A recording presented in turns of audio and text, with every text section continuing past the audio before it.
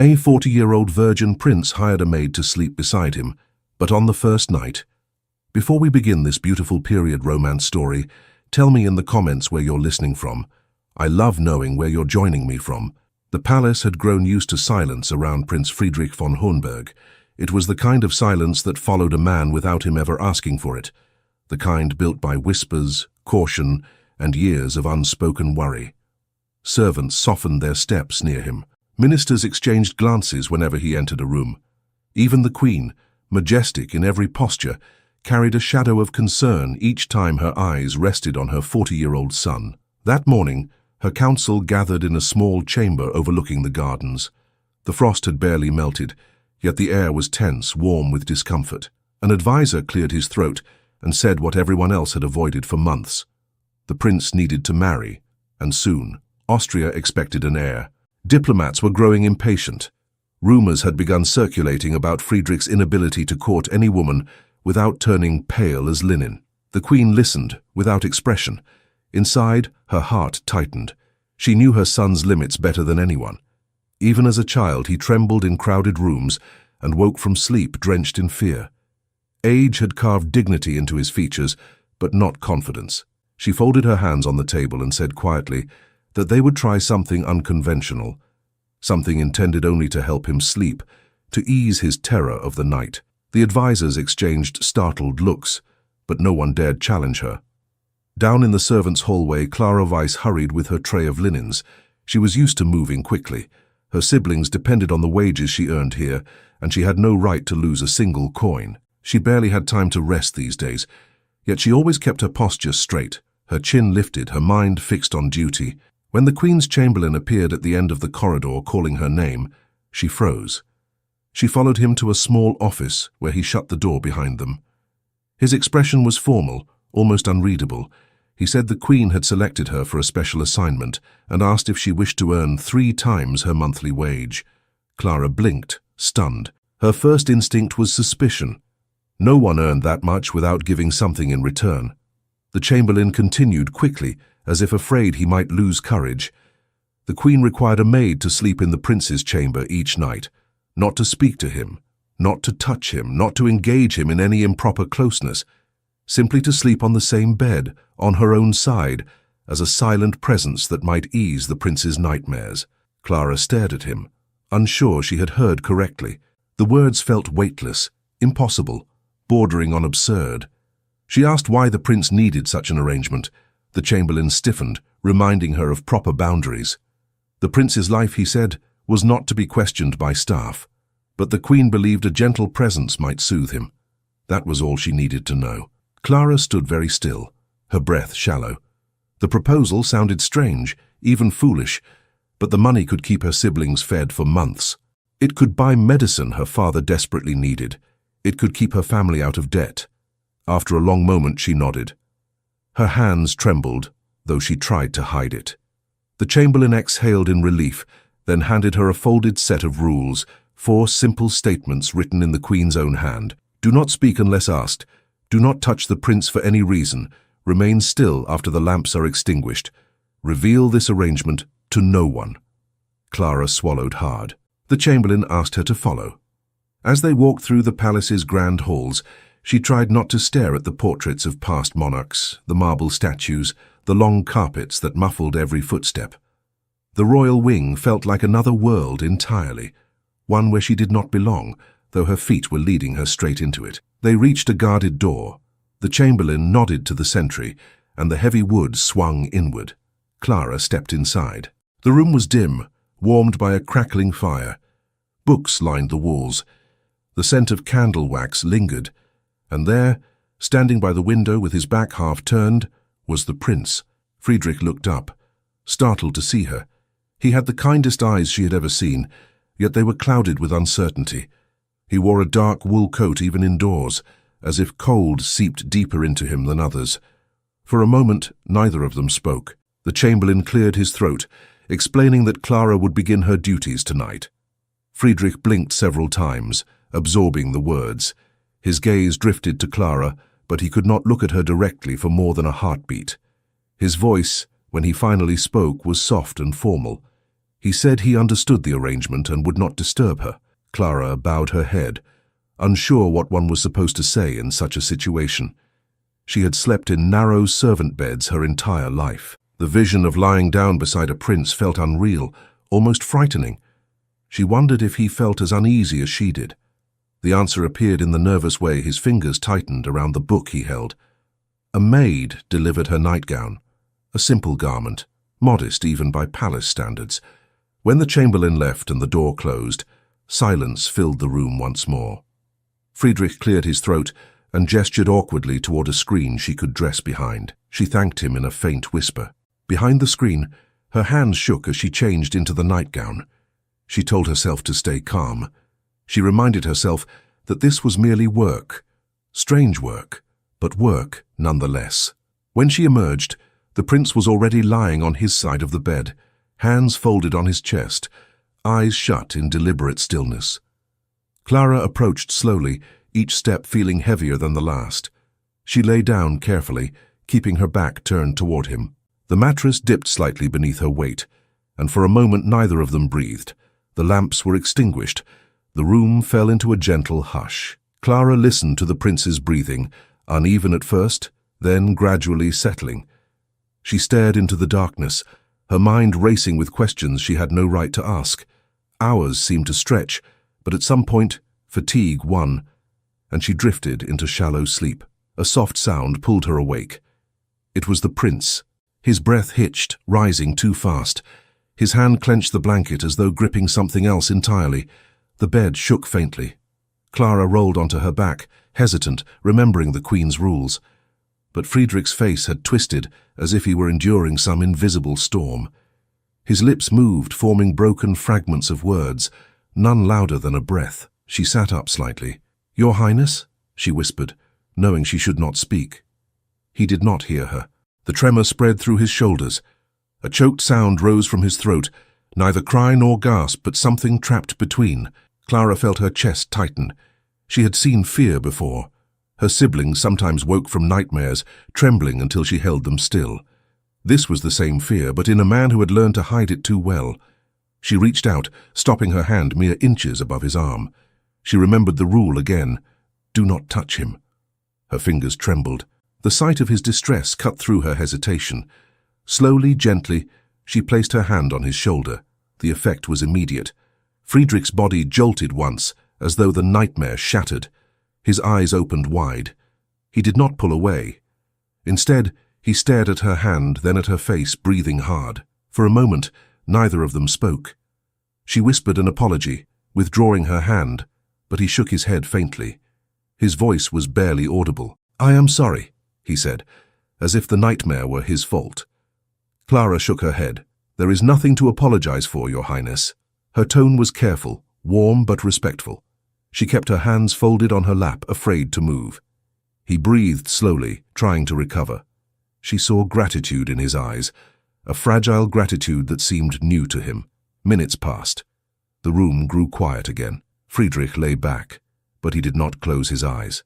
He kept glancing toward her, as if reassuring himself she had not vanished.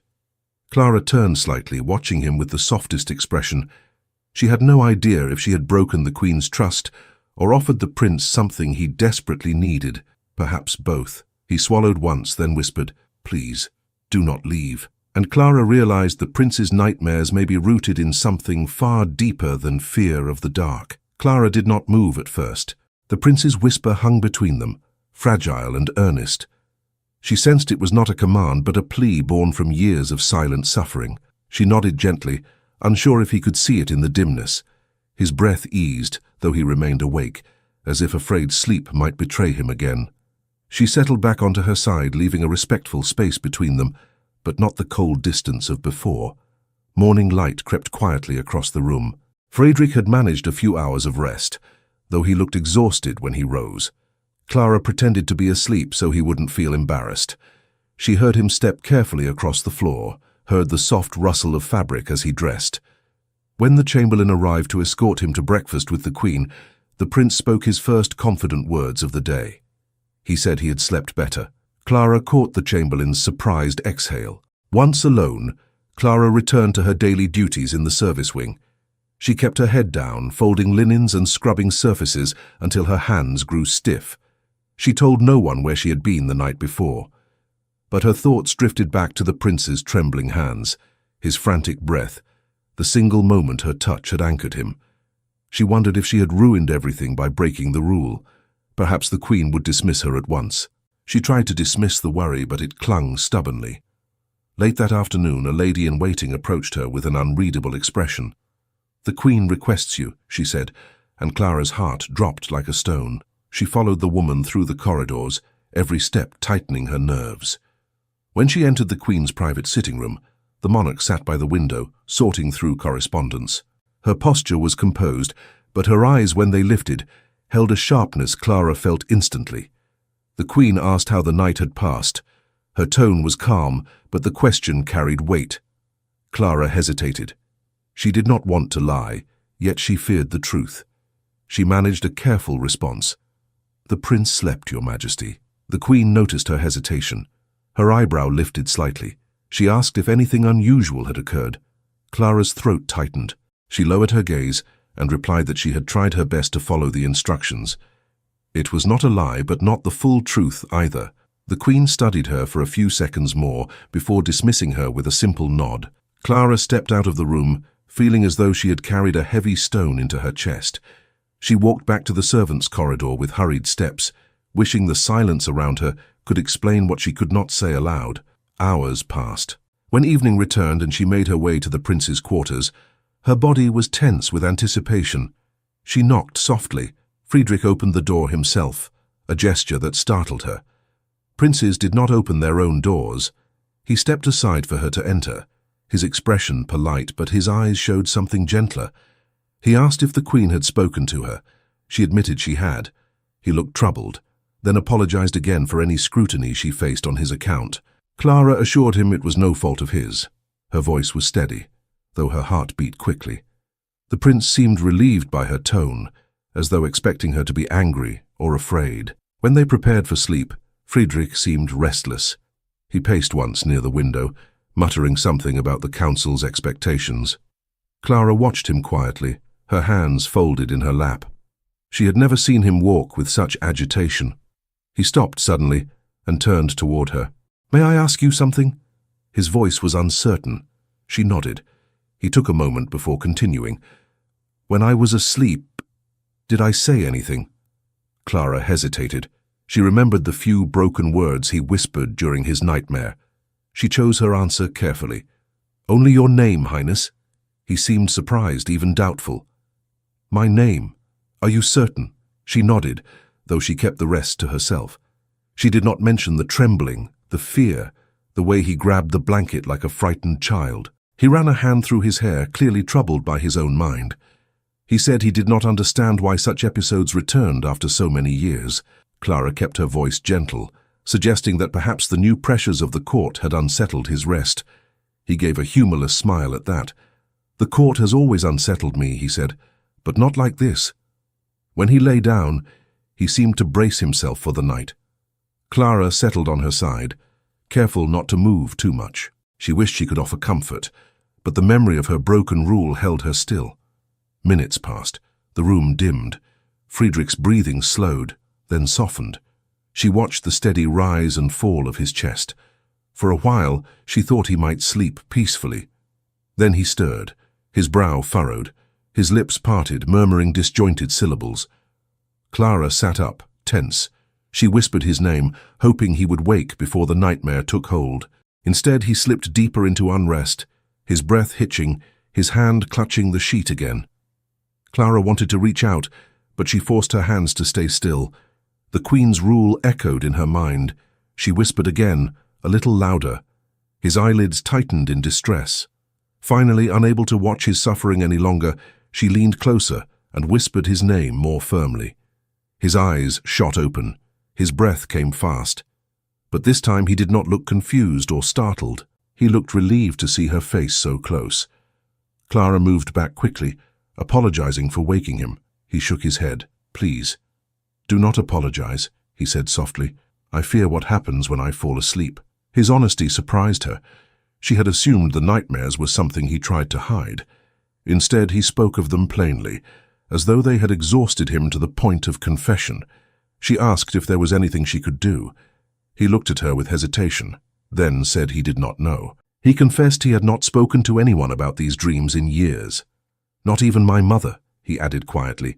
She carries enough burdens of her own. Clara nodded in understanding. She sensed the loneliness behind his words, a loneliness far deeper than sleepless nights. After a long silence, Friedrich asked something unexpected. "Why do you not fear me?" Clara blinked, surprised. "Fear you, Highness." He looked away, embarrassed. "Others do. They fear my silence, my awkwardness, my inability to be what a prince should be." She felt an ache for him, the kind that rose naturally when a person revealed a wound they had carried too long. She told him gently that fear was not the word anyone should use for him, that he was kind, respectful, and carrying burdens alone no one could bear without tremor. His gaze softened at her words, though he looked away quickly as though unaccustomed to such sincerity. Later he drifted back to sleep, slower this time, as if relying on her voice lingering in the darkness. Clara watched him for a moment, thinking of the quiet strength he did not realize he possessed. She pulled the blanket over her knees, wondering how close she was treading to boundaries she could not cross. As the hours passed, Friedrich seemed to sleep more peacefully. Clara remained awake, watching the moonlight shift across the room, thinking of the Queen's questions and Friedrich's fragile trust. She wondered how long she could remain in this strange role before the uncertainty consumed her. Just before dawn, Friedrich stirred awake. He looked over at her, not startled but curious. "How long have you been watching me?" he asked. Clara froze at the prince's question. His voice carried no accusation, only curiosity mixed with a hint of confusion. She tried to speak calmly, explaining she had only wished to make sure he slept without distress. Friedrich blinked slowly, studying her with an expression far softer than she expected. He whispered that he hoped she had not been frightened by his restlessness. She shook her head at once. Nothing about him frightened her.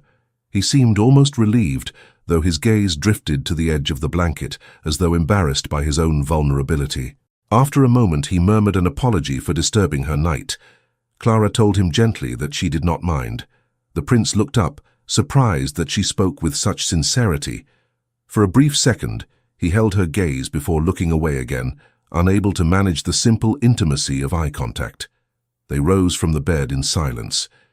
Friedrich kept his distance, as though afraid he might break something delicate simply by standing too near. When he left for morning duties, Clara sensed the weight on his shoulders had changed in shape.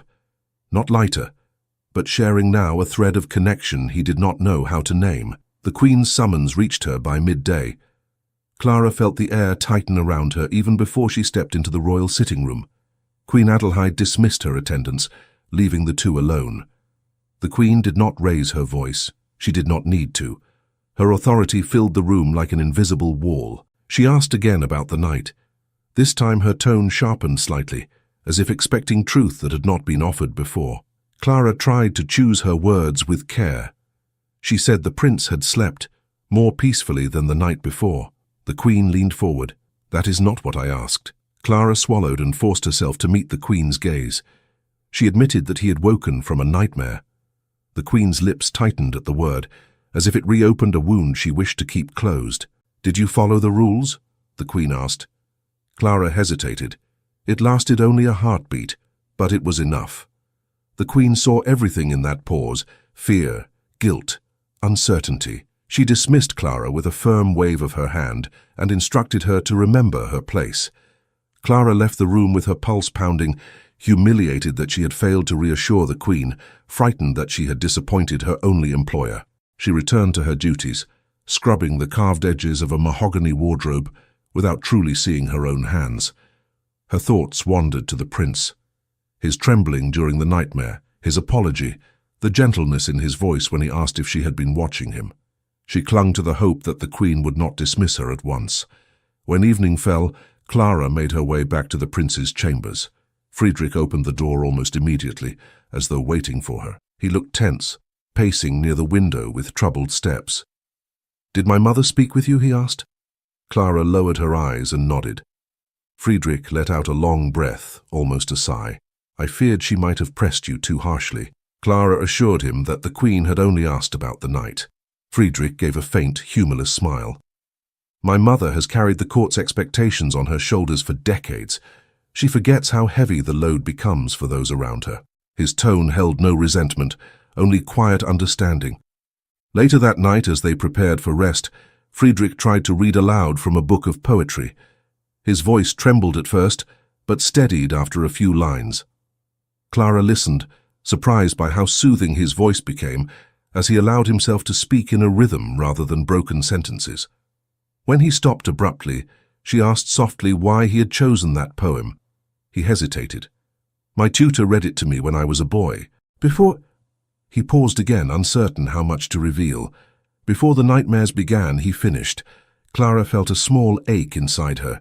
She wanted to ask what had caused them, but she knew it was not her place. Still, Friedrich seemed to sense the question in her silence. He looked down at the book. I used to sleep peacefully. Then something changed. Something I could not name. Clara's breath caught. She asked what he meant. He shook his head. I remember only fragments. A room I did not want to enter. Voices arguing. The feeling of being very small.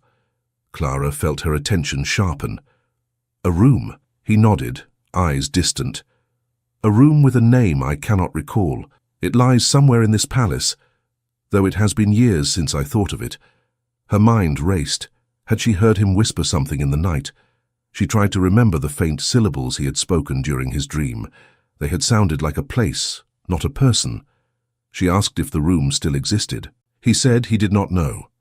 His father had kept many private spaces locked, and after his passing, several corridors in the older wing had been sealed entirely. Clara made no comment, but determination flickered quietly within her. She would search for any hint of such a room, not out of curiosity, but because she could not bear the thought of Friedrich living in fear of something unnamed. Friedrich drifted into sleep faster than expected. Clara remained awake long enough to see his breathing soften. She waited until she was certain he slept deeply, before whispering the faint syllable he had cried the previous night. It sounded like the beginning of a room's name, though she could not be entirely sure. She repeated it silently, committing it to memory. The next morning, while the prince attended a council meeting, Clara used her free hour to slip into the older parts of the palace. The corridors were quiet, the lamps unlit. Dust gathered along the edges of forgotten doors. She followed the naming patterns carved into the wooden plaques above each threshold, searching for something that resembled the sound Friedrich had uttered in his dream. She found a corridor that matched the tone of his murmured word. The door at the end was locked, the plaque above it so faded she could barely read it. She leaned closer, tracing the old letters with her fingertip. Her heart beat faster. She whispered the name aloud. It matched the sound she remembered from Friedrich's dream. Before she could push further, a voice behind her startled her. "What are you doing here?" She spun around and found an elderly caretaker holding a bucket and mop. He frowned at her, not unkindly, but with suspicion. "This wing is closed to staff." Clara apologized quickly and asked about the room. The caretaker stiffened. That room was sealed a long time ago.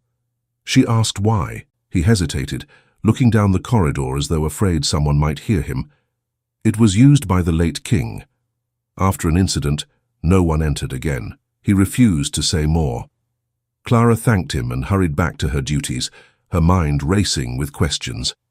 When evening came, she returned to the prince's chambers. Friedrich noticed her uneasy expression immediately. "Did something happen?" he asked.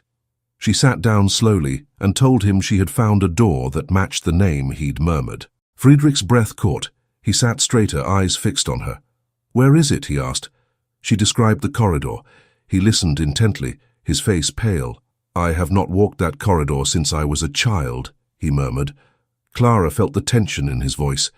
She asked gently if he wished to forget it. He shook his head. "I wish to understand it."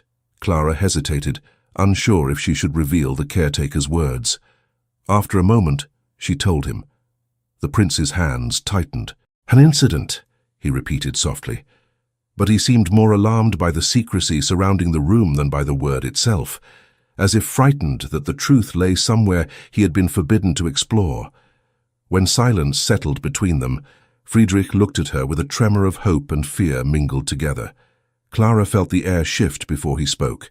His voice trembled, not with weakness, but with the weight of the request forming inside him.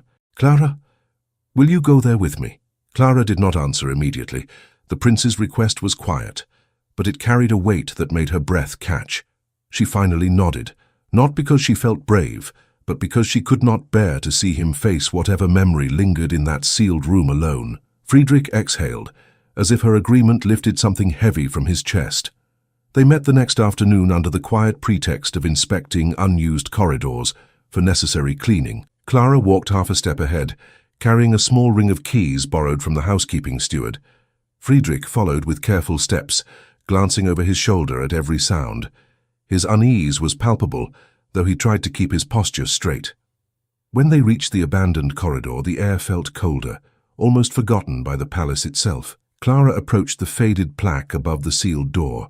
Friedrich stared at the letters, a muscle tightening in his jaw.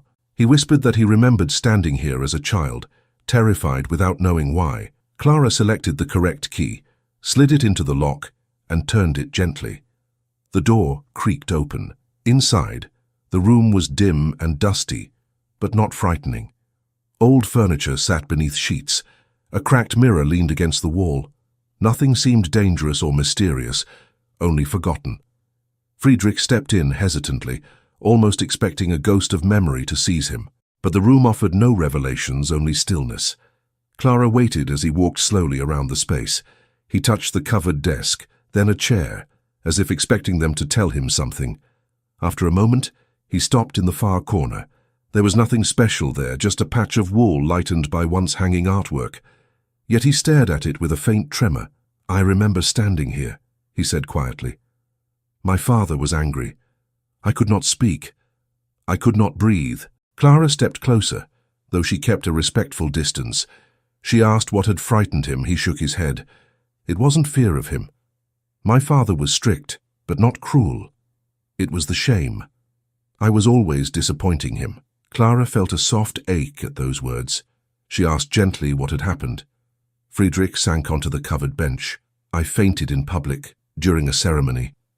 He brought me here after, told me I had embarrassed him. He didn't shout. That made it worse.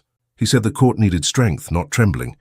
Clara listened in silence, letting him speak at his own pace. He looked up at her. "I suppose that is when the nightmares began. I never wanted to fall asleep again because I feared waking to someone's disappointment." His voice quivered on the last word. Clara stepped closer, not touching him, but offering her presence the way she had the night before. Her silence was gentle, reassuring. Friedrich breathed slowly, the air leaving him in a fragile stream. "Thank you for coming here with me," he said. "I do not think I could have stepped inside alone." Clara gave a small nod. She opened her mouth to speak, but a sudden voice from the doorway froze both of them. "What is the meaning of this?" Countess von Ebersberg stood framed in the entrance, her expression a blend of surprise and satisfaction. She stepped into the room with calculated poise, her skirts gliding across the dust-coated floor. Her eyes narrowed as they moved between the prince and Clara. Clara's heart dropped. Friedrich straightened at once, trying to form an explanation, but his words tangled. He said something about inspecting old chambers for possible restoration, but even he seemed unconvinced by the excuse. The Countess raised an eyebrow. Restoration? With a maid? Alone? She smiled thinly. "Does Her Majesty know of this?" Friedrich's throat tightened. "This is none of your concern, Countess," he said, trying to speak firmly, but the Countess bowed her head in feigned humility. "Of course. Forgive me. The court will be relieved to know you are broadening your company." Clara felt the sting of her tone, though she kept her gaze down. The Countess's whisper carried the promise of gossip, of malicious twists ready to spread like wildfire. She swept from the room with a graceful turn, leaving behind an icy silence. Friedrich closed his eyes briefly, visibly shaken. "I am sorry," he whispered. "I should not have brought you here." Clara shook her head at once. "You did nothing wrong, Your Highness." But her voice trembled slightly. She knew what the Countess had seen, what assumptions would form. They walked out of the corridor together, both too quiet. As they reached the more populated halls, Friedrich forced himself to straighten, but Clara sensed the fear beneath his composure, not of the Countess, but of what her whisper might unleash. That evening, the Queen demanded Clara's presence. Her voice was steady, but her displeasure unmistakable. She said members of the court had expressed concern. She asked why Clara had been seen in the old wing with the prince. Clara tried to speak honestly, saying the prince had wished to revisit a childhood memory. But the Queen's expression did not soften. "You were given a simple task," the Queen said. "Remain unseen, remain silent, remain appropriate." Clara lowered her head, a burning embarrassment rising in her chest. She apologized. The Queen dismissed her sharply, reminding her that one misstep from a servant could destroy an entire reputation, especially that of her son. Clara left the audience chamber feeling small, as if she had been reduced to the weight of her own shoes. The reprimand stung, not because of harshness, but because it fed every fear she already carried, that she did not belong in the prince's world, that any kindness she offered him could be twisted into something improper. When she returned to the prince's chambers for the night, Friedrich looked at her with immediate concern. "My mother spoke with you." Clara nodded once. He closed his eyes for a moment, guilt filling his expression. "I am sorry she reprimanded you," he murmured. "It was not your fault." Clara said softly, "She fears for you, for the monarchy. She fears scandal." Friedrich laughed bitterly. "I do not need her to fear for me. I need her to trust me." Clara watched him pace the room. His steps were sharper tonight, his voice carrying an edge he rarely allowed. He turned suddenly toward her. "Tell me something, Clara. If you were free to choose, would you stay? Or would you leave this arrangement the moment you were permitted?" The question struck her unexpectedly. She stared at him, her breath unsteady. She wanted to answer, to say she would stay, that she wished to help him, that she felt drawn to him in a way she did not fully understand. But fear held her silent. Not fear of him, but of her own heart, of the consequences, of the walls of hierarchy that surrounded them both. She opened her mouth. No words came. A quiet knock interrupted the moment. Clara and the prince both turned. Someone slid a folded note beneath the door and walked away without a sound. Friedrich hesitated, then picked it up and handed it to Clara. Her fingers trembled as she unfolded the paper. It contained only one sentence: "You are being watched." Clara stared at the note, its single sentence tightening around her like a cold hand. She read it again, hoping the words might shift into something less alarming, but they remained stark. "You are being watched." Her pulse quickened. She looked up at Friedrich, whose expression darkened with concern the moment he saw her face. "Who delivered it?" he asked. His voice was low, careful. Clara shook her head, still gripping the paper. I don't know. I didn't see anyone." Friedrich frowned, stepping toward the door and opening it just enough to peer into the corridor. There was no one. Only the dim glow of lamps and the faint echo of distant footsteps. He shut the door slowly. "May I see the note?" She hesitated, then handed it to him. He read it once, his jaw tightening. He folded it with deliberate calm, though his fingers trembled slightly. "This is meant to intimidate you, or to intimidate me through you." Clara swallowed, feeling her throat tighten. She asked if he believed it was the Countess. Friedrich shook his head. "The Countess spreads whispers, not threats. Whoever wrote this meant to frighten you quietly." Clara drew a breath. "Should I inform the Queen?" Friedrich's eyes flickered with something unreadable. "If you show her this, she will end the arrangement at once, and perhaps remove you from the palace entirely." Clara's heart dropped. He stepped closer, his voice gentler. "I don't want you to be harmed by this, but I don't want you to be sent away either." Clara lowered her gaze, unsure how to hold the weight of both fears at once. She tucked the note into her apron pocket, though she dreaded its presence against her skin. Friedrich seemed about to speak again when he stopped abruptly, as though realizing something he had not considered. His voice quieted. "Did anyone see you in the old wing today besides the Countess?" Clara hesitated. "An elderly caretaker. He seemed harmless, but he looked afraid to speak of the room." Friedrich's brow furrowed. "Afraid?" She nodded, as if recalling something he shouldn't. Friedrich paced once, the wooden floor creaking under his steps. "There are more secrets in this palace than I ever understood." Clara watched him, torn between fear and a strange, growing resolve. She asked if he remembered anything else about the room. He paused. pressing his fingers to his temples, a voice arguing, a heavy door closing, a feeling of being alone. He exhaled shakily.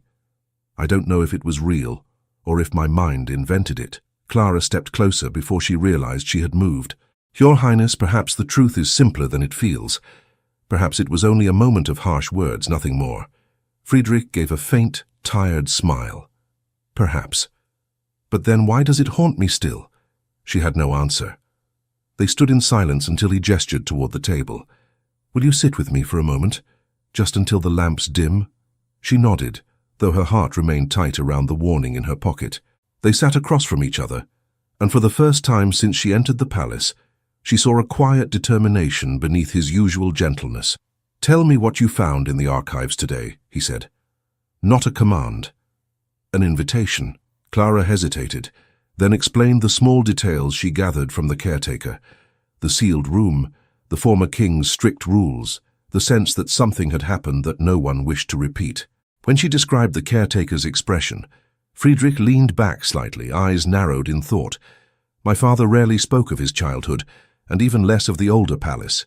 He kept his authority through silence and order. Perhaps he believed that locking away rooms locked away their memories too. Clara looked at him. But memories do not stay locked, Your Highness. He gave a soft, surprised laugh. No, they do not.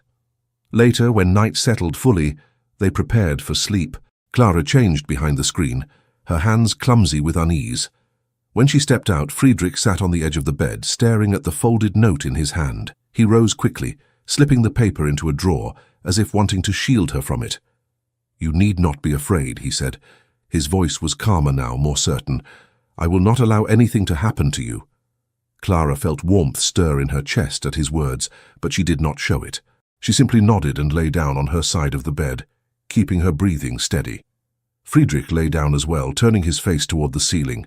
His expression remained tense, but his shoulders seemed less burdened than the previous night. After a few minutes of silence, he spoke again, his voice barely above a whisper. Clara, if you ever feel unsafe, tell me at once. No matter the rule, no matter who else is present. She nodded, though he could not see it in the dark. I will, Your Highness. When Friedrich finally drifted into sleep, Clara remained awake. She listened to his breathing until it steadied. Only then did she close her eyes, though rest refused to come. Her mind replayed the caretaker's fear, the countess's satisfaction, the queen's reprimand, and the stark words of the note. You are being watched. The morning came too quickly. Clara rose before Friedrich stirred, smoothing the blankets and adjusting her apron. She glanced at the drawer where he had hidden the note, wondering if it was still there. She hoped he had burned it, though she doubted he would do anything secretly while trying to protect her. When Friedrich awoke, he looked at her as if checking she was truly present. Good morning, he said softly. She bowed her head. Good morning, Your Highness. He hesitated, then asked if she had rested. She lied gently, saying she had. He seemed relieved, though his eyes hinted he did not fully believe her. After he left for his morning council meeting, Clara slipped into the archives with more urgency than the day before. She searched old maps, inventory logs, anything that might reveal the sealed room's purpose. Most documents were too faded to read, but one ledger mentioned repairs made after the unfortunate event. No details, only a date, nearly 30 years ago. She whispered the date under her breath, trying to connect it to anything the prince had said. Nothing came. But she noticed something else. The ledger had been marked by two different hands, one neat and formal, one hurried. Written beside the entry in faint pencil were the words, "Do not reopen." She left the archives with a chill that had nothing to do with the winter air. That evening, when she returned to the prince's chambers, Friedrich looked more unsettled than before. The council was tense today, he said. My mother is alarmed by rumors spreading in the court. Clara's heart tightened. About the old wing? Or about me? Friedrich hesitated. Both. Clara lowered her gaze. Should I be moved to another post? If my presence troubles the court, he cut her off gently. No, you have done nothing wrong. I will not permit them to twist kindness into suspicion. His voice trembled with quiet conviction. Before she could answer, he stepped closer. You said yesterday you heard the caretaker speak of fear. Did he say why? Clara shook her head. only that something had happened, something the palace wished to forget. Friedrich looked toward the window, thinking. Then he turned back to her. "Show me where you found that ledger." Clara shook her head quickly. "Your Highness, it was in the service archives. You should not—" He lifted a hand gently. "I should not hide from the truth any longer." She hesitated, but before she could speak, a sudden knock echoed through the room. Not soft, not polite, sharp, intentional. Both of them turned. The Queen stood in the doorway, her face pale with urgency. Friedrich stepped toward her. "Mother, what is—" She lifted a hand to silence him. "I have been informed," she said, her gaze moving between them, "that a servant has been seen searching restricted corridors." Clara felt her breath leave her. "And that servant is you." Clara stood frozen beneath the Queen's gaze, unable to form a single word. The chamber felt suddenly smaller, as though the walls had leaned inward. The Queen stepped inside, closing the door sharply behind her. Her voice, though soft, carried a firmness that made every part of Clara's body tense. "Explain yourself," she said. Clara opened her mouth, but nothing came. The Queen's eyes narrowed. Friedrich stepped between them at once, his voice steady despite the fear tightening his features. "Mother, she did nothing wrong.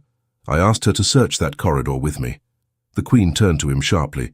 "And why, Friedrich, would you wander into a sealed wing with a maid at your side?" Friedrich hesitated. Clara saw him draw a breath as if preparing to reveal everything, the nightmares, the forgotten memory, the sealed room. But he stopped himself. The Queen waited, her face unreadable. He finally said, "Quieter. I wish to understand something from my childhood." The Queen's expression tightened almost imperceptibly. "That wing was closed for a reason. There is nothing there you need to revisit."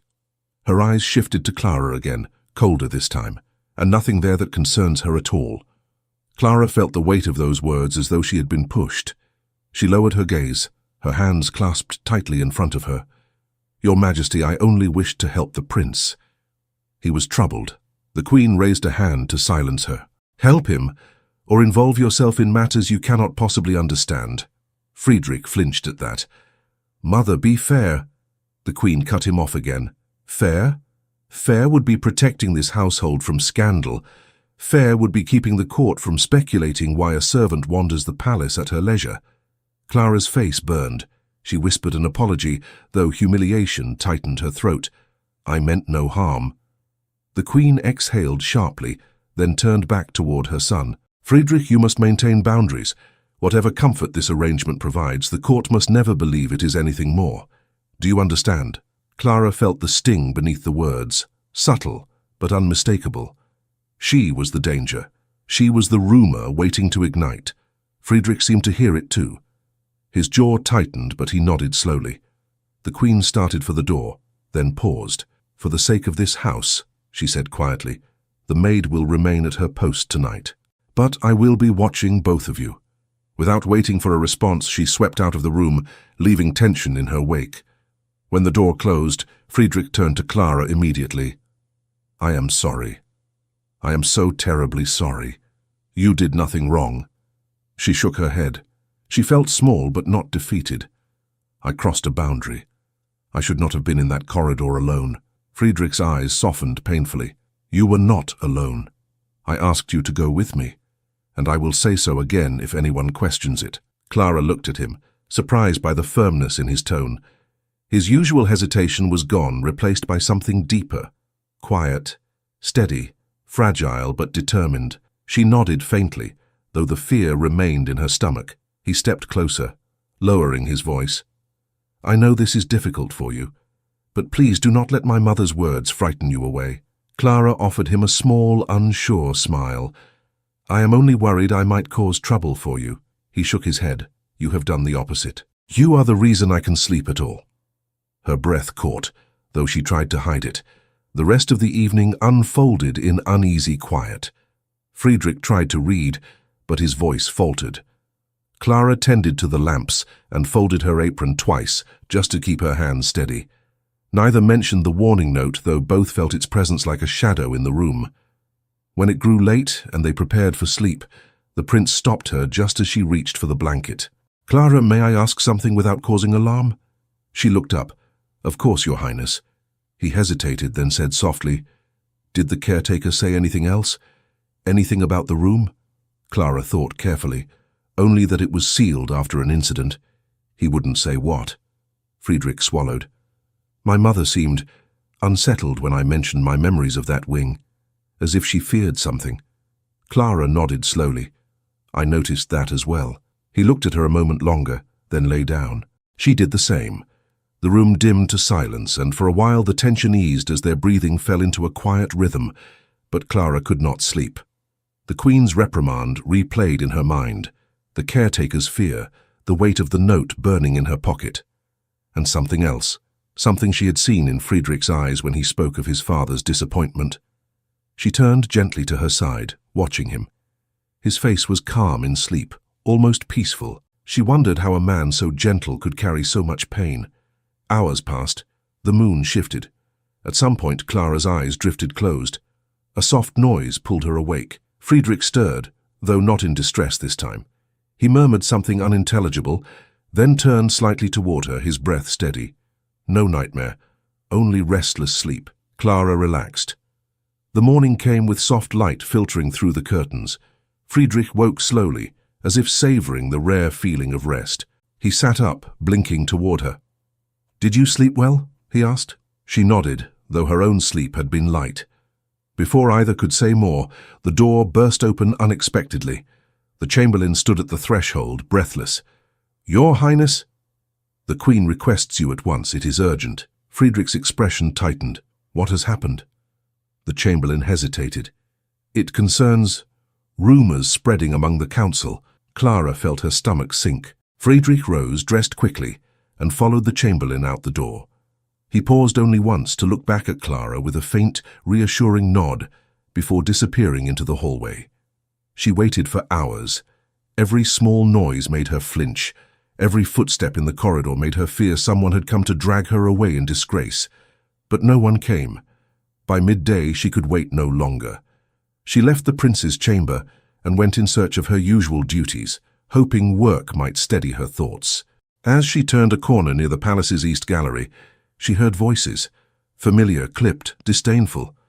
Two ladies of the court whispered together near a window. I saw her myself, walking alone in the northern wing. With the prince? Not then. But she has been inside his chambers. Why else would the Queen be so tense? Clara stepped back quickly before they noticed her. Her hands shook. The rumor was spreading faster than she feared. She turned to retreat quietly down the hall, and stopped. Countess von Ebersberg stood waiting at the end of the corridor, as if she had been expecting her. The Countess smiled, slow and thin.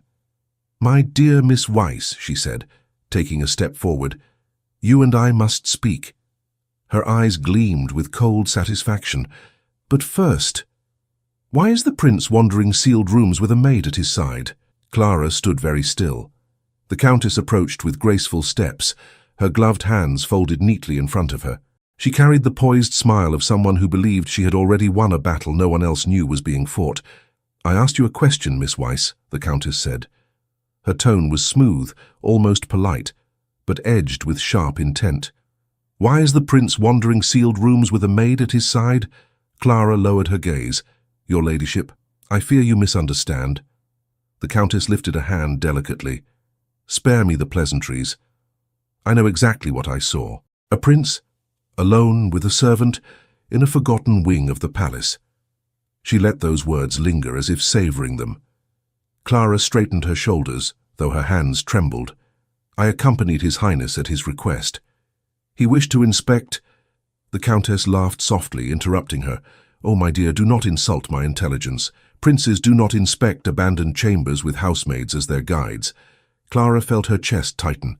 She tried again, more firmly this time. His Highness was searching for something from his childhood, something that troubled him. I wished only to help him.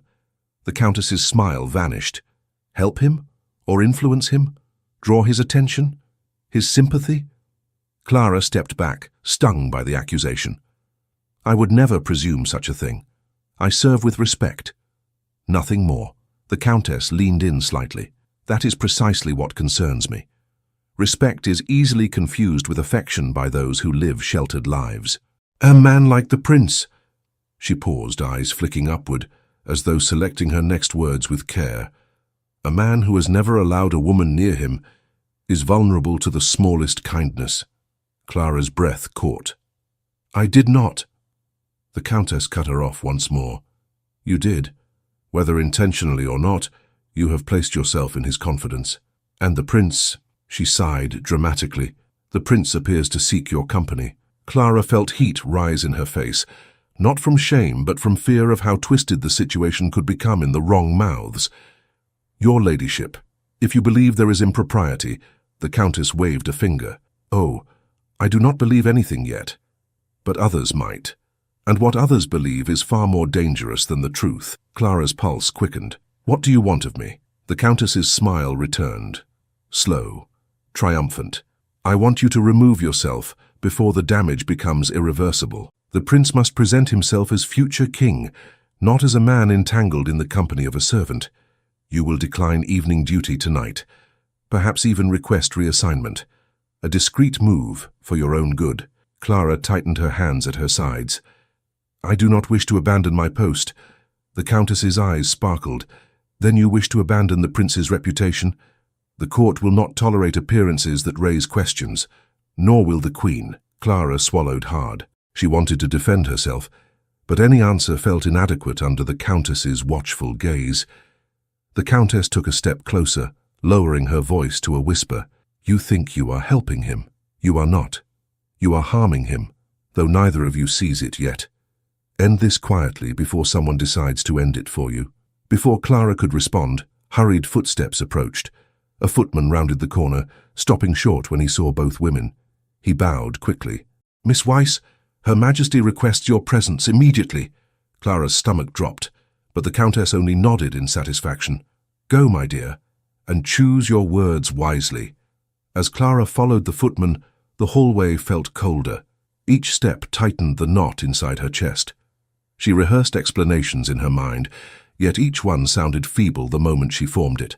When she entered the Queen's private salon, Queen Adelheid stood with her back turned, staring out the window. Clara curtsied deeply. Your Majesty. The Queen did not turn at first. I have received troubling news, she said. Her tone was calm, but too controlled.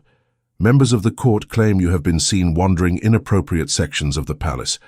They claim you were alone with my son. They claim he has developed an attachment. Clara's breath faltered.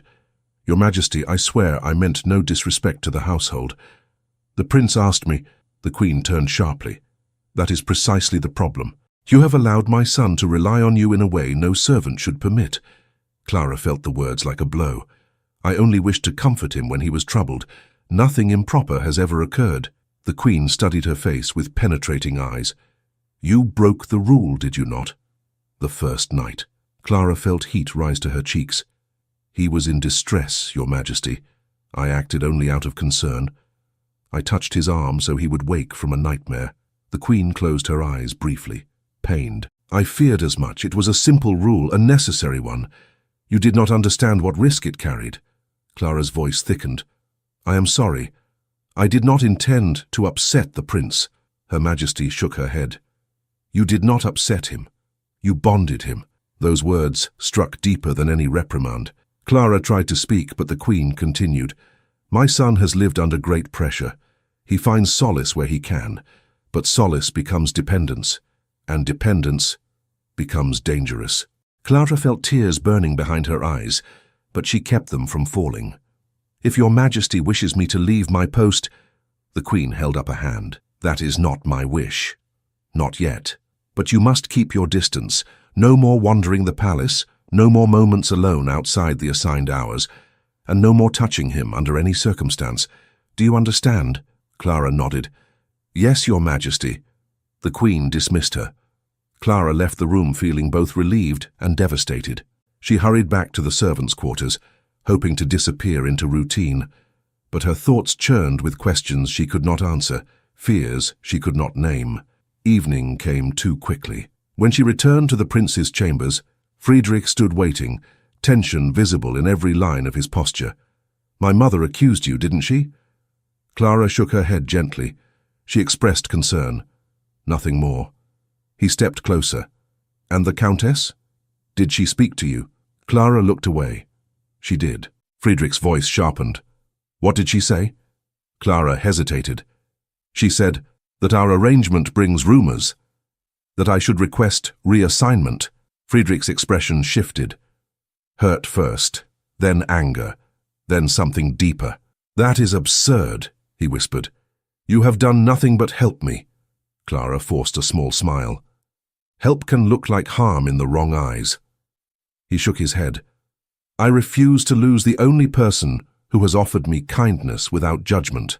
His words trembled at the edges. Full of sincerity, he seemed almost afraid to reveal. Clara's heart tightened painfully at the sound of them. They prepared for bed as usual, though everything felt changed. The air was heavier, the silence fuller. When the lamps dimmed, Friedrich remained propped against the headboard, unable to lie down. Clara watched him, concerned. He finally spoke. I cannot lose your presence, Clara. Not now. Not when I have finally begun to breathe. Her breath caught. Your Highness! But the words tangled inside her. Before she could untangle them, a sharp knock sounded at the door, not gentle, not hesitant. Friedrich rose at once. Clara felt her pulse race. The Chamberlain's voice came from the other side. Your Highness, forgive the hour, but there is a matter of utmost urgency. Her Majesty requests your presence, and Miss Weiss, she is to come as well. The Chamberlain's words hung in the air like a draught from an open window. Neither Clara nor Friedrich moved at first. It was as if the walls themselves were listening. The prince exchanged a quick glance with her, a silent reassurance, before he opened the door. The Chamberlain stepped back respectfully, though his eyes flickered with something tense and urgent. Her Majesty is waiting in the council salon, he said. His voice was tight. She insists on speaking to both of you at once. Friedrich nodded, then turned to Clara. She looked pale but steady. He offered his arm. Not touching her, only presenting it for guidance, she followed him into the corridor, the Chamberlain trailing behind. Their footsteps echoed with a solemn rhythm. As they walked, Friedrich leaned slightly toward her and whispered, Do not fear. Whatever this is, we will face it together. Clara swallowed hard. She nodded, though her heart beat painfully fast. They reached the council salon. 2 guards opened the doors. Inside, the Queen stood alone near the fireplace, her hands clasped behind her back. She turned slowly when she heard them enter. Friedrich, Miss Weiss, thank you for coming at once. The Queen's voice held neither anger nor relief, only strain. Mother, Friedrich began, what has happened? The Queen gestured for both of them to step closer. There are rumors spreading beyond the palace walls, not just among the court, but among foreign diplomatic circles. Clara's breath caught. Foreign circles? How could that be? The Queen continued. A report was delivered tonight claiming the prince has entered a private arrangement with a maid, an arrangement described as intimate. Friedrich stiffened. That is a lie. Clara's hands fumbled at her sides. Your Majesty, nothing inappropriate has ever. The Queen lifted a hand gently to silence her. I have defended you both, she said, her voice low. But the Countess has been whispering to ministers, and ministers have been whispering to ambassadors. This situation is no longer contained. Friedrich stepped forward, jaw tight. Then let me speak clearly before the court. Let me say what truly happened.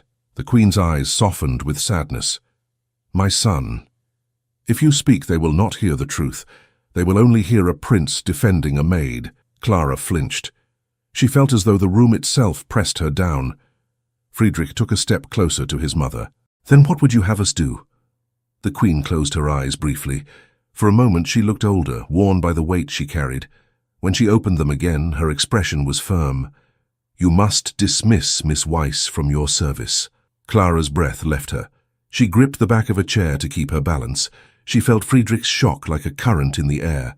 No, he said immediately. Absolutely not. The Queen remained calm. It is the simplest solution. The rumors will fade. Foreign interest will shift. The court will forget. Friedrich shook his head. I will not cast her aside because someone else decided to twist her kindness into scandal. She has done nothing wrong. Clara opened her mouth, but no sound came. The Queen stepped forward, her voice quiet but steady. Friedrich, I am not asking you to dismiss her from the palace, only from your personal quarters. She may remain in her position, but she cannot continue this arrangement with you." Clara finally found her voice.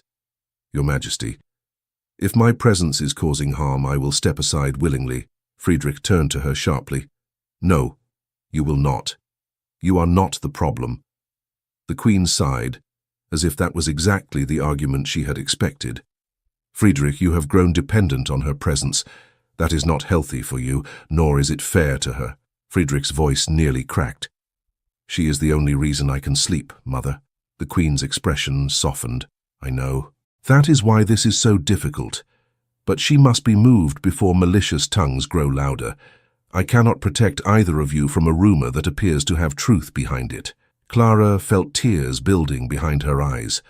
She forced them down. "I will do whatever your Majesty deems necessary." Friedrich's eyes widened. "Clara," she shook her head gently, "you must think of the kingdom, Your Highness, of your reputation." He clenched his fists. "I am thinking of you, of what is right." The Queen stepped between them. "Enough.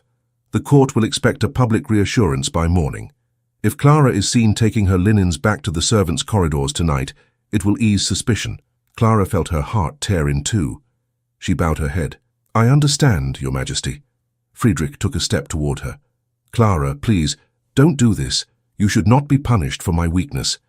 She lifted her eyes to his, and for a moment it felt as though the world narrowed to the space between them. Her voice trembled. "You are not weak. Not in any way. You have shown more courage than anyone gives you credit for." His breath caught. He shook his head. "I cannot lose your presence. Not like this. Not because of whispered lies." The Queen watched them with sorrow in her eyes. "Friedrich, please." He stood very still. His voice dropped to a quiet tremor. "Mother, if you force her from me tonight, you may calm the court, but you will break something in me that you cannot mend." Clara's heart nearly stopped at those words. The Queen closed her eyes, pained. After a long silence, she said softly, "Friedrich, I am not asking her to leave the palace, only to return to her regular duties, permanently." Clara took a step back. Her hands shook. She had no strength left to argue. She looked once more at the prince. He looked lost, like the ground beneath him had shifted. The Queen clasped her hands again. "Clara, you may go now. Prepare your things. Report to the service hall at once." Clara nodded weakly. "Yes, Your Majesty." She turned toward the door, her vision blurring at the edges. Friedrich called after her. "Clara, wait." She stopped, but did not turn. If she turned, she feared she wouldn't have the strength to walk away at all. Friedrich's voice broke. "I never wanted this," she whispered. "I know." Then she left the room. The corridor outside felt unbearably long. Her steps were slow, heavy, hollow. The palace that had once felt vast now felt like a labyrinth closing around her. By the time she reached the stairs leading to the servants' wing, she had to pause, gripping the railing to steady herself. She didn't realize someone was standing behind her until a voice broke the silence. "Miss Weiss." She turned slowly. The Countess stood at the bottom of the staircase, her expression triumphant in a way she barely bothered to conceal. "I hear Her Majesty has made her decision," she said. "A wise one, I should think." Clara said nothing. She had no strength left. The Countess stepped closer. "Do not look so distraught, my dear. This is for the best. The prince will recover his senses, and you will return to where you belong." Clara inhaled sharply, but before she could respond, a soft, hesitant voice came from the top of the stairs. "Clara?" She turned. Friedrich stood there, breathless, as though he had run to catch her, and when his eyes found hers, something in his face broke completely. Friedrich descended the steps slowly, as if each one carried the weight of a decision he could no longer postpone. Clara held her breath. The Countess stepped aside, startled by the sight of the prince addressing a servant so openly. But Friedrich paid her no attention. His eyes were fixed entirely on Clara. "Please, do not go yet," he said quietly. Clara clasped her hands together, trying to steady herself. "Your Highness, Her Majesty has spoken. I must follow her instruction." Friedrich stopped a few paces from her, breathless from emotion rather than effort. "I know what she said. I was there. but I cannot let that be the last word between us." He sounded fragile but not uncertain, more determined than she had ever heard him. Clara lowered her gaze, afraid her expression might betray too much. The Countess watched from the shadows of the hallway, but for once she did not interrupt. She simply observed, wide-eyed, as if witnessing something the court had believed impossible. Friedrich drew a careful breath.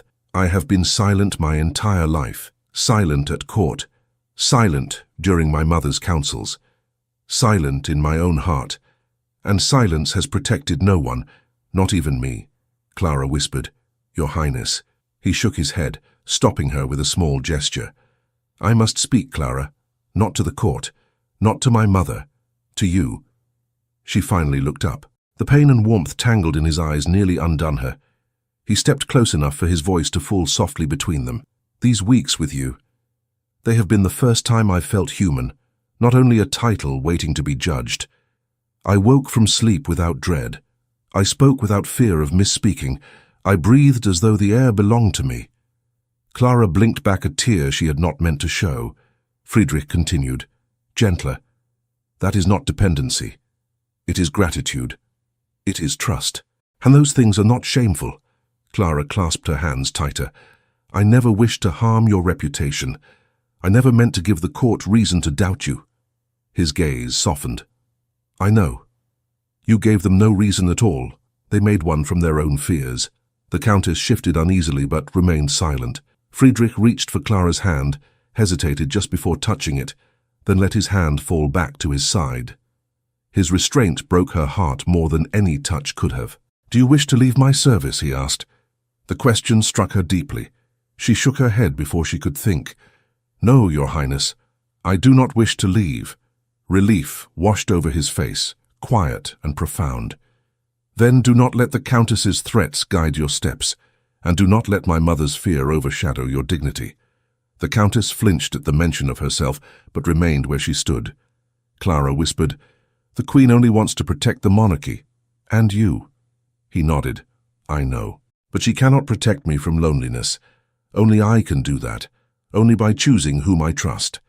Clara's throat tightened. She felt every emotion she had tried to silence rising to the surface. Gratitude, sorrow, affection she dared not name, and relief, the simple relief of hearing him speak plainly without hesitation or apology. He stepped closer. "Clara, I cannot ask you to stay in my room against my mother's orders. That would place you in danger. But I can ask one thing." She held his gaze. "Anything, Your Highness. Do not step back from me. Do not withdraw out of fear. Continue to speak to me as you have. Continue to let me seek comfort in conversation, even if not at night. Let us not lose what we have built, simply because others fear what they do not understand." Clara felt her breath tremble. I can do that." "Good," he whispered. The words settled between them like a promise. The Countess finally cleared her throat awkwardly. "Your Highness, this conversation is highly irregular." Friedrich turned to her calmly. "Countess, I appreciate your concern for the court's image, but I will decide whom I speak with and whom I trust." The Countess straightened, chastened. "Of course, Your Highness, if I may to withdraw." She backed away quickly, vanishing down the corridor with far less confidence than she had arrived. Silence returned. A softer one. Friedrich looked at Clara again.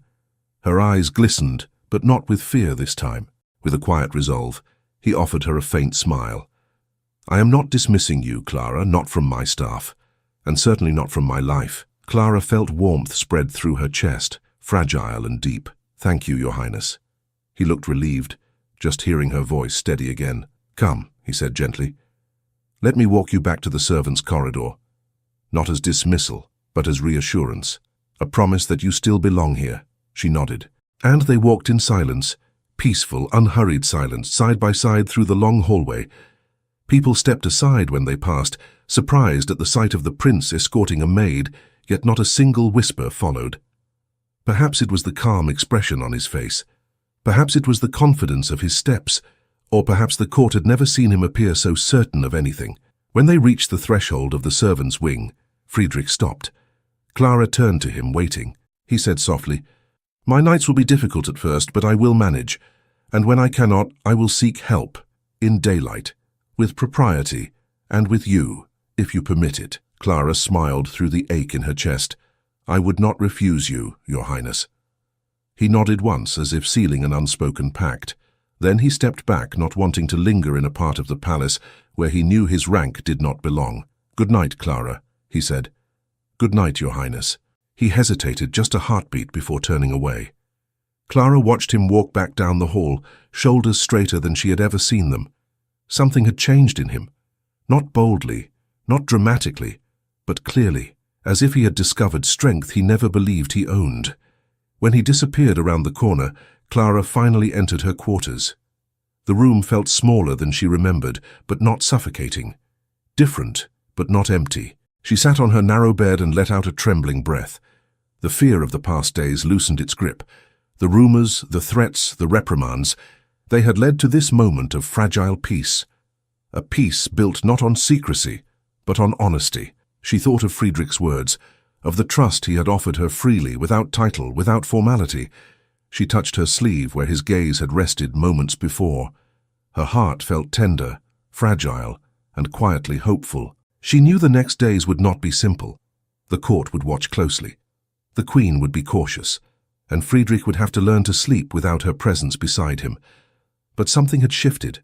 The distance between them, imposed by rule and expectation, no longer felt like a wall. It felt like a path. Narrow, perhaps difficult, but open. Clara lay down at last, exhaustion washing over her. For the first time since the arrangement began, she slept in her own bed. But her thoughts settled not on fear of the court, nor the Countess's threats, nor the Queen's warnings. They settled on the quiet truth in Friedrich's eyes, a truth that felt like the beginning of everything. And as dawn approached softly over the palace, Clara awoke with certainty instead of dread. Something had changed, and it would lead, she felt this with gentle conviction, to a morning unlike any she had known. The morning after Clara returned to the servants' wing carried a quiet tension through the palace. Whispers drifted in corners, but none reached her directly. She followed her routines with care, polishing silverware, changing linens, and helping in the kitchen as though nothing had changed. Yet everyone could sense something had shifted. She moved with a gentler purpose, a steadier breath, as if no longer hiding from shadows. By midday, a message arrived for her. The Queen requested her presence in the atrium. Clara wiped her hands and walked there with measured steps. She found Queen Adelheid standing near a table of correspondence, sorting letters with brisk motions. A pair of ministers stood nearby but withdrew when Clara entered. The Queen dismissed her attendants and turned. "Miss Weiss," she said, "I must ask again for your honesty. My son seems calmer today. He slept, though poorly. Yet he is no longer in distress. Have you spoken with him?" Clara folded her hands. "Only briefly, Your Majesty." Queen Adelheid studied her face. "And? Did he appear resentful?" Clara shook her head at once. "No, Your Majesty. Only sorrowful. But he understands the need for propriety." The Queen exhaled slowly. Relief mingled with guilt. "You have handled this with grace, despite how unfair it must feel. I am not blind to your dignity, Miss Weiss, nor to your sincerity." Clara lowered her gaze. "Thank you, Your Majesty." The Queen hesitated. "I wish to protect him, and you as well, truly, but the court believes that any woman who grows close to a prince must hold an ulterior motive. I know this is unjust, yet it is the world we live in." Clara nodded with quiet acceptance. "I understand." The Queen stepped nearer, her face softening. "If I may speak frankly, I fear he is lonely in ways I never recognized. And I fear that solitude has done him great harm." Clara's voice trembled. "He is stronger than he believes, Your Majesty." The Queen paused, touched by her words. Then she asked something unexpected. "Miss Weiss, tell me truly, do you care for him? Not as prince, as man." Clara felt her breath catch. Her heart swelled so suddenly she feared the Queen might see it beating beneath her uniform. After a long moment she whispered, "Yes, I care for him deeply." The Queen closed her eyes for a moment, as if absorbing a truth she had dreaded and hoped for in equal measure. When she opened them again, there was no anger, only clarity. "Then you must help him today, more than ever." Clara blinked. "Today? Why today?" Before the Queen could answer, the doors to the atrium opened and a voice echoed down the corridor. "Mother, please, where is she?" Clara turned sharply. Friedrich strode into the room breathless, still in his morning coat, as though he had not stopped walking since sunrise. His eyes found Clara instantly, softening with relief. "There you are." Clara felt the world shrink to the space between them. The Queen stepped back, allowing him to approach. Friedrich stopped in front of Clara, lowering his voice. "I have spent the morning hearing ministers discuss possible marriage arrangements. Arrangements for me." He said the last words with quiet dread. Clara felt a stone drop inside her chest. The Queen looked away, guilt tightening her expression. Friedrich continued, louder now. "They expect me to choose a bride from among the visiting noble families. They say a match must be made before the year ends." Clara swallowed. "I see." Friedrich shook his head. "No, you do not see. Because they expect me to smile through the introductions, to bow, to converse, to pretend the idea does not fill me with dread." The Queen murmured, "Friedrich, please lower your voice." But he could not. He turned to her with rare firmness. "Mother, I cannot breathe in that council room. They speak of duty as if I am not sitting right beside them, as if I am a contract to be signed, a quiet, lonely contract." Clara stepped forward, her voice soft. "Your Highness, this is the life expected of you." He looked at her with an intensity that made her heart tremble. "But it is not the life I desire." The Queen closed her eyes, bracing for what she knew would follow. Friedrich said softly, "Clara, if you would permit boldness, I must speak plainly. For the first time in my life." Clara felt her pulse quicken. She glanced at the Queen, who remained silent, giving no sign of objection. Friedrich's voice dropped. "I cannot imagine a future in which I marry a woman chosen only because nobility demands it. A woman I cannot speak to. A woman who looks at me and sees a title, not a man." Clara's breath trembled. He continued, quieter still. "But when I look at you, I see more than comfort, more than kindness. I see the heart I wish beside mine." Clara's lips parted. She could not speak. Friedrich stepped closer, not touching her, only allowing sincerity to fill the air. "When I returned to my chamber last night without you there, the silence was unbearable. I realized I had grown accustomed not to your presence alone, but to your voice, your gentleness, your way of seeing the world." The Queen spoke gently. "Friedrich, the court will not accept." He turned to her. "They will if I speak first. If I speak boldly." The Queen's eyes widened. "Friedrich, you are not ready for what that requires. A declaration, especially for a woman of no rank, invites scrutiny, hostility, even political repercussions." Clara swallowed. She looked at the Queen. "Your Majesty, please. I never wished to disrupt your household or complicate the prince's life. If it is best, I will step aside, I swear it." Friedrich shook his head firmly. "No, you will not step aside. You have stepped aside your entire life. Please, do not do it now." Clara's eyes filled with tears she tried desperately to hide. Friedrich looked at his mother. "I choose her." The Queen inhaled sharply, not from shock, but from the weight of a son choosing his heart over tradition. She studied him, his determination, his trembling courage, and finally asked, "Do you truly understand what this means?" He nodded. "I do." She turned to Clara. "And you? Do you understand the world he would bring you into?" Clara whispered. "I do." The Queen stepped back, placing a hand over her chest. "Then I will not stand in the way." Friedrich exhaled, relief and disbelief mingling at once. Clara nearly collapsed from the weight of the moment, but she steadied herself. The Queen continued, more softly. "If you both truly wish this, you must present yourselves together, not as prince and servant, but as two people who have chosen one another." Friedrich turned to Clara with a tremor of hope. "Will you?" Clara looked up at him, feeling everything in her heart unfold at once. Fear, tenderness, longing, and a deep, steady love she could no longer deny. "Yes, Your Highness," she whispered. "I will." He stepped closer, as if the world itself urged him to. Clara felt her breath catch as he gently reached for her hand. This time he did not stop before touching her. He held her fingers carefully, reverently, as though the gesture itself was a vow. Clara whispered, "Your Highness, you must be certain." He smiled softly. I have never been more certain of anything. She felt tears spill before she could stop them. Friedrich brushed her cheek with the back of his hand, not boldly, but with a sincerity that made her heart swell. Clara leaned into the touch, not daring to close her eyes, afraid she might break the spell. Friedrich said gently, I do not wish to wait for the court's approval. I wish to speak with my mother first, then with the ministers, and after that I will ask you properly, not as a prince seeking a solution, but as a man seeking a partner. Clara's tears fell freely now. She nodded, unable to speak for a moment. He squeezed her hand. Walk with me. She followed him through the palace gardens, where winter roses bloomed in pale clusters. The air carried a faint chill, but neither felt it. They walked slowly along the stone path, side by side, their hands still lightly joined. Friedrich stopped near a fountain. The water shimmered softly, casting ripples of light across his features. He turned to her, his expression quiet and earnest. Clara, these past weeks have changed me, not through scandal or fear, but through you. You showed me gentleness when I had forgotten what it felt like.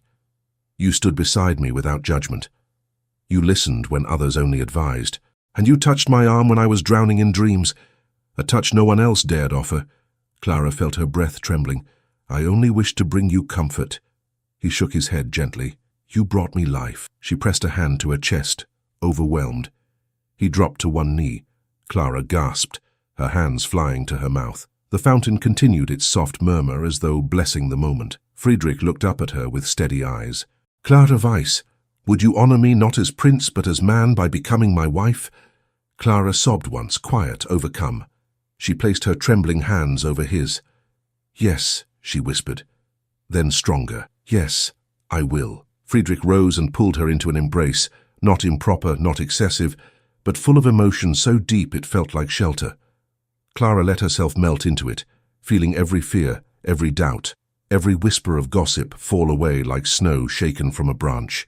When he drew back, he held her face in his hands, gazing at her with unguarded tenderness. You have made me the happiest man in Austria, he whispered. And you have given me the bravest heart I have ever known, she replied. They stood for a long moment, the cold air forgotten, the palace distant, the world stilled around them. Clara lifted a hand to his cheek. Your Highness, Friedrich, may I ask one thing? Anything. Promise me you will sleep at peace from now on. Not because of my presence, but because you have found your own strength. Friedrich leaned his forehead against hers. With you beside me, I already have. He kissed her then, softly, reverently, with a tenderness that carried every word he could not speak. Clara felt warmth bloom through her, not bold, not hurried, but deep and certain. When they parted, he smiled. Come, let us tell my mother together. They walked back toward the palace, fingers intertwined. Not a prince and a maid, but two souls stepping toward a future chosen freely. And as they crossed the threshold of the great doors, sunlight broke through the clouds, filling the marble floor with gentle light. The palace, once heavy with silence, felt open, almost welcoming. Their steps echoed in harmony. Their hearts, for the first time, walked the same path. And the future that had once seemed impossible unfolded before them with the quiet certainty of a promise fulfilled. Thank you so much for listening to this story, all the way to the end. We hope it moved you as much as it moved us while telling it. We'd love to hear your thoughts. Leave us a comment telling us where you're listening from and what you liked the most. Rate this story from 0 to 10. What score would you give it? If you enjoyed this story, don't forget to subscribe to the channel and leave a like as a show of support. That really motivates us to keep creating and sharing more stories full of emotion and life lessons. And before we go, we want to remind you that an exciting and heartwarming story recommendation will appear on the final screen. If you'd like to enjoy it, just click on the video. Thank you once again for being here, and we'll see you in the next story.